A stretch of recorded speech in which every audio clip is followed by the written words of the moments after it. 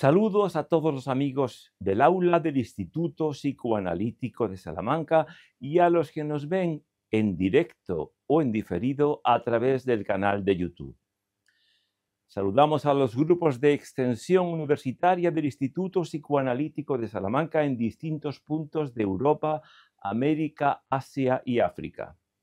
Agradeciendo la coordinación de la reunión a Luis Sastre y a su empresa LifeSane. Este seminario de hoy sobre Luis Sencillo, catedrático, filósofo, filólogo, psicoterapeuta, creador del psicoanálisis antropológico que impulsa este instituto. Y últimamente, además de los ya editados, hemos incidido sobre el tema de los sueños, un tema relevante en nuestros días. La clave de los sueños. Los sueños presentan diferentes estilos y tono ambiental, y uno de estos es el luminoso, mistérico, sagrado, trascendente, que no hay que confundir con los sueños de ambiente legendario, histórico o novelesco. Pues bien, cuando un sueño presenta aquel carácter luminoso, no puede caber duda de que está expresando contenidos muy profundos y decisivos para la comprensión del caso del paciente por sí mismo. Midas Vos habla de los sueños y dice que los sueños se viven y se vivencian en ellos todas las situaciones humanas posibles: reflexión, duda, ocultamiento de algo o de alguien, sueño dentro de otro sueño, análisis del propio sueño y, por supuesto, situaciones mistéricas, iniciáticas o sacrales. Y para él son los ambientes y no los objetos lo significativo.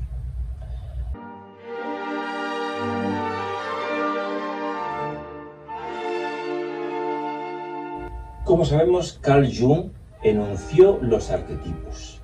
Y aunque nosotros no sigamos la orientación temática de Jung, sí encontramos en los sueños de nuestros pacientes de vez en cuando, y algunos en todas las terapias, arquetipos de esta clase, especialmente en el momento de resolverse la terapia, a punto de terminar y a asumir la propia identidad, y cuando también van a ser dados de alta, para lo cual sirven estos arquetipos de indicativos.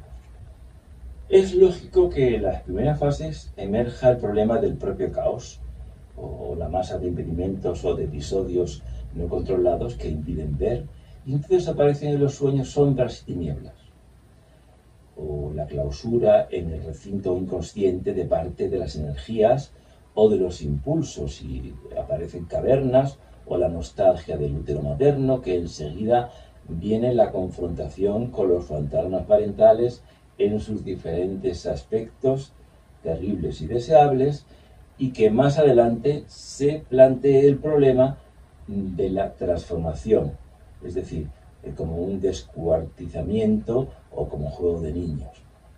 Pueden aparecer danzas y rituales y asunción del fondo energético salvaje y vivo, como puede ser soñar con viento, con huracán, o un antropoide negro, o un falo como árbol o eje, para terminar en las tres últimas fases, que son la de integración, resemantización y la practicidad, según nuestro sistema, con los símbolos de la transformación, la reintegración y la totalidad de la terapia. A veces no son las imágenes o objetos que aparecen en el sueño especialmente luminosas, sino el ambiente que les rodea. Para el caso es lo mismo. Entre los arquetipos junguianos encontramos algunos muy significativos, como son el ánima y el animus. El arquetipo animas animus merece una explicación aparte, pues suele ser frecuente y cuando no se tiene la clave es difícil de explicar, y está muy expuesto a que se tergiverse identificándolo con figuras parentales magnificadas. No es nada de esto. Suelen aparecer alguna vez en los sueños personajes masculinos, maduros, con dignidad, sabios, o por lo menos que inspiran confianza o tienen autoridad por sí mismo o por sus vestidos sacerdotales o doctorales, incluso de mago o de alquimista. y le confiere una apariencia sacral o sapiencial, y a veces adoptan la figura de algún profesor real muy prestigioso que se tuvo en la juventud. Se trata de Animus, y algunas veces se muestra también como un rey o un gobernante simpático de prestigio o algunos personajes autorizados de la historia.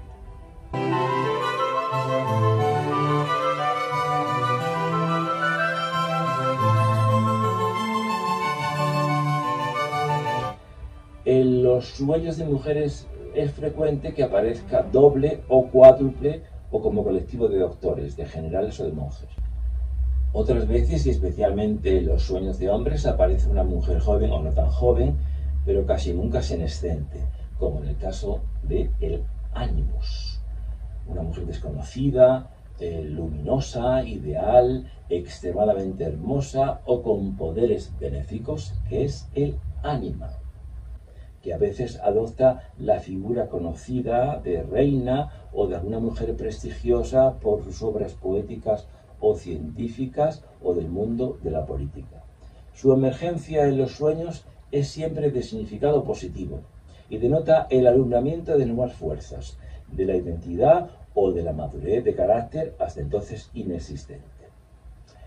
El ánima en los varones significa sus reservas inconscientes más ricas y fecundas, que se hallan a punto de hacer eclosión, o ahí ya disponibles, y a veces se presentan como una adolescente en pleno desarrollo. El Animus en los varones presenta su parte más madura, su racionalidad y su capacidad de visión sapiente del mundo.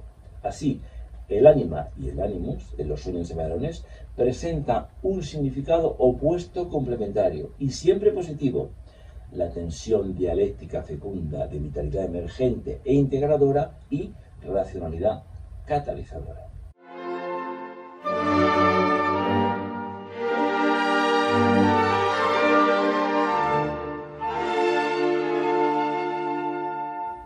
En los sueños de mujeres rara vez aparece el ánima. Suelen aparecer brujas o niñas siniestras con significado negativo y relacionado con la madre o con la propia identidad disminuida. En cambio, el Animus emerge frecuentemente y significa sus reservas de energía racional y práctica, en el que se funden el significado del ánima y del Animus de los varones.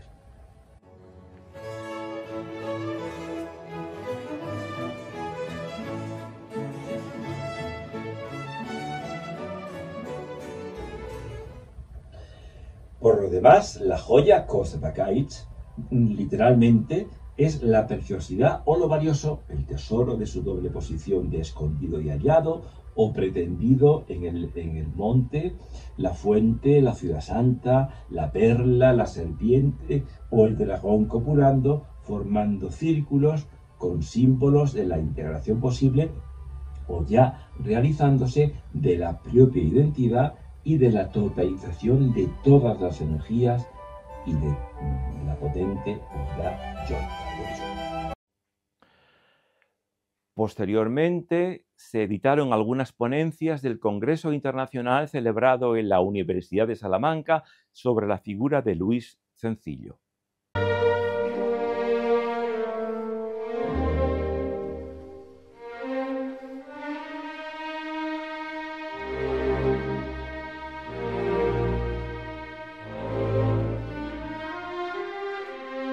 Luis Sencillo es una gran figura del humanismo y personaje paradigmático como ser humano y como hombre de ciencia. Creador de la estructura y método de psicoanálisis antropológico, el Instituto Psicoanalítico de Salamanca se complace en ofrecer esta aproximación a su gran aporte a la psicología.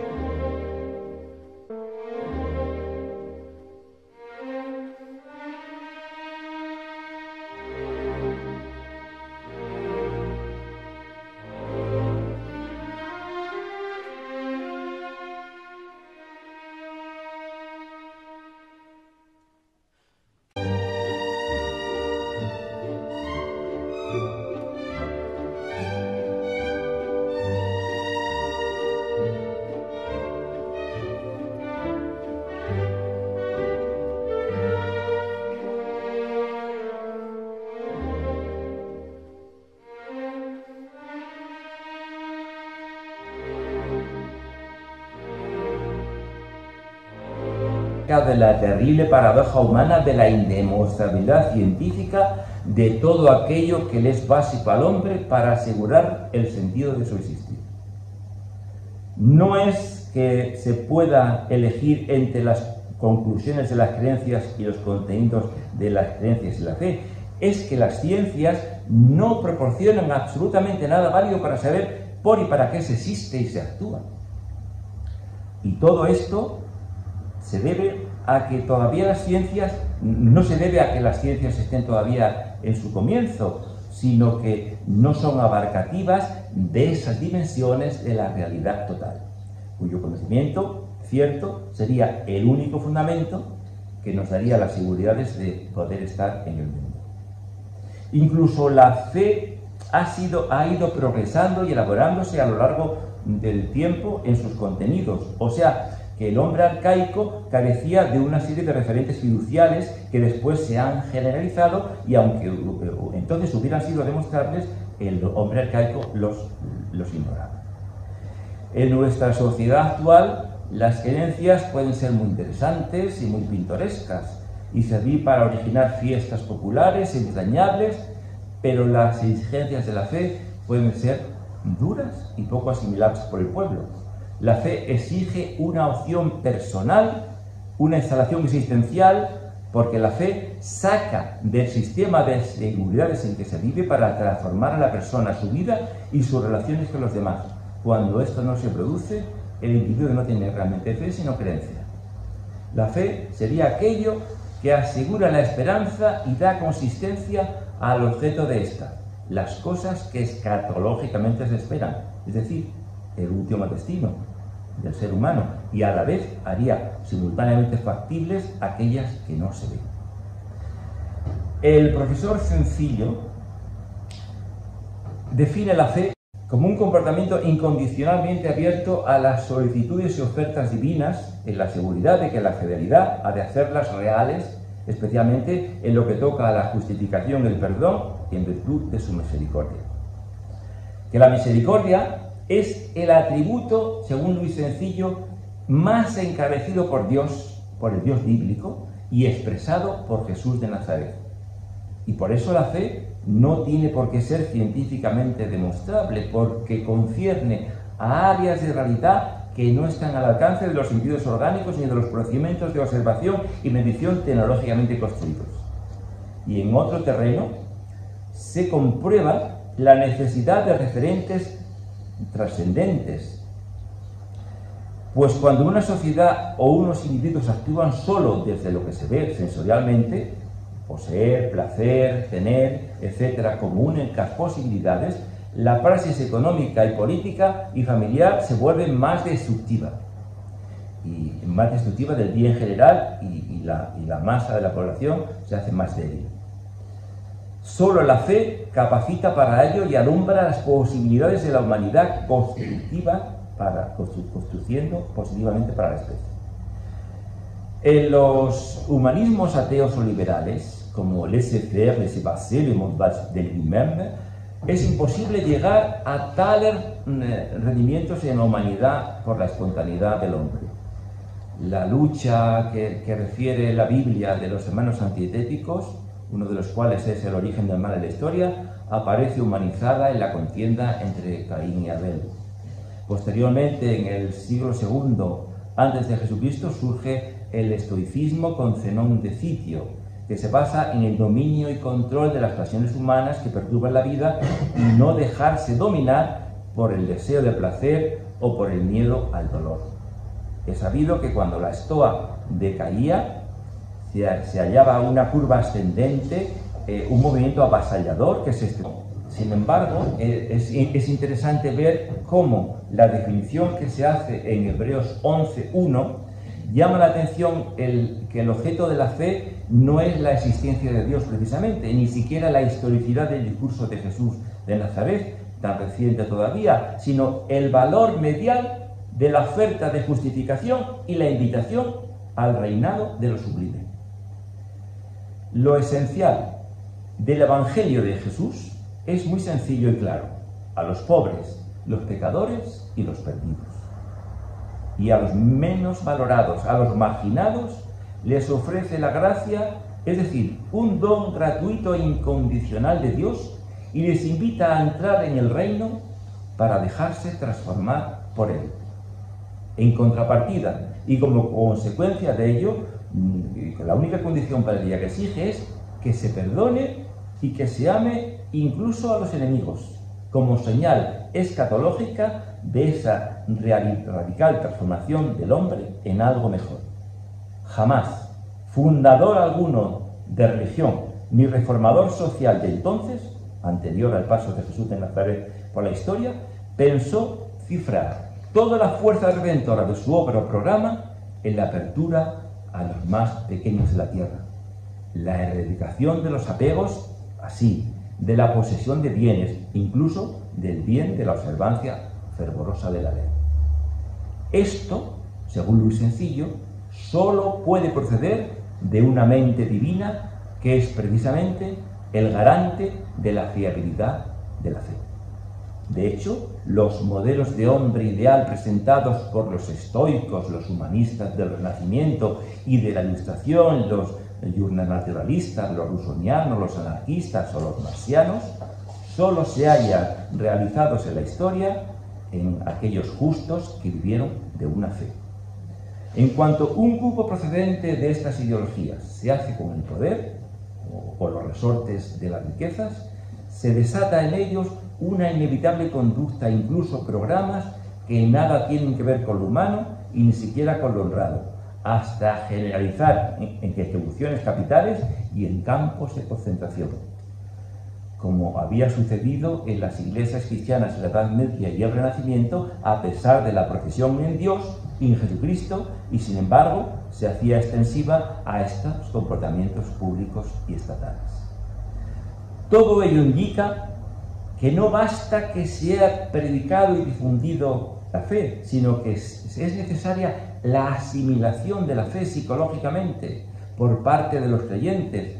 Es decir, que no basta simplemente creer, sino que hay que hacer todo lo necesario para que de una determinada manera la fe produzca efectos constructivos para la especie y no se convierta en un pretexto que pueda seguir desplegando incontroladamente impulsos parciales y básicos de la vida inconsciente de los individuos. Por esas palabras tan merecidas. Buenos días otra vez a todos, encantado de estar aquí y encantado de comunicar sobre la cosmovisión de Luis Sencillo. Una de las facetas menos conocidas del profesor Luis Sencillo es la de teólogo, el sencillo teólogo. Su producción en teología oscila en torno a 7 publicaciones abordando temas como la psicología de la fe, la historia sistémica de los dioses, una hermenéutica bíblica y un espléndido estudio sobre el misticismo. Antropología, teología y psicología confluyen en él, alumbrando páginas impagables que se mantienen en nuestra memoria. Y aunque de la fe tratan los teólogos, cada vez más se hace sentir la necesidad de que se considere este hecho en parte psicológico como una posibilidad humana a partir de una fenomenología concreta. Y fenómeno sabemos que es lo percibido por la conciencia y por los sentidos. Efectivamente, existe en el psiquismo humano una estructura capaz de esa apertura singular en determinadas condiciones. Y quien no haya percibido en sí la fe, tal vez piense que solo puede tratarse de este fenómeno desde la fe, y no es cierto. También puede tratarse la fe desde la psicología y desde la antropología, ya que se trata de una posibilidad y de una experiencia humana. Lo tendencioso sería incluir a la fe en los mitos rituales o mágicos o supersticiones. Desde luego, es difícil para quien no haya experimentado la fe percibir rasgos característicos que la contradistinguen de otras manifestaciones sociales en las culturas arcaicas. La sociedad de nuestro tiempo desprecia todo lo antiguo, pero la reflexión secular de tantos hombres, profundos, lúcidos e inspirados, tenemos mucho que extraer para llenar el inmenso vacío que nos ha dejado una modernidad malentendida y muy parcialmente practicada por las generaciones inmediatas que nos han enseñado a vivir. Si algo ha conseguido la filosofía y la pedagogía llamadas modernas, han sido despojarnos de la sustancia milenaria de nuestra cultura. Y mientras en el campo de las ciencias y de la economía nadie se atreve a dar opinión fuera de la especialidad, en el campo de la filosofía y de las religiones todo el mundo se cree facultado para dar opiniones radicales, a partir de experiencias mínimas y sin formación sistémica de los parámetros que puedan intervenir en estas materias. Y estas opiniones indocumentadas son las que crean el ambiente de imposibilidad de llenar el vacío en nuestra sociedad y en nuestro tiempo. La persona, como hemos dicho ayer y se dijo en todas las ponencias o en algunas ponencias de ayer, la persona no está hecha, nacemos desfondados y caóticamente. El haz de impulsos que cada persona puede presentar puede apuntar en direcciones contrapuestas y puede predominar alguno, pero siempre irracionalmente. Y genera de por vida lo que Jean Lacan ha denominado deseo incolmable y que curiosamente ya lo vio San Agustín.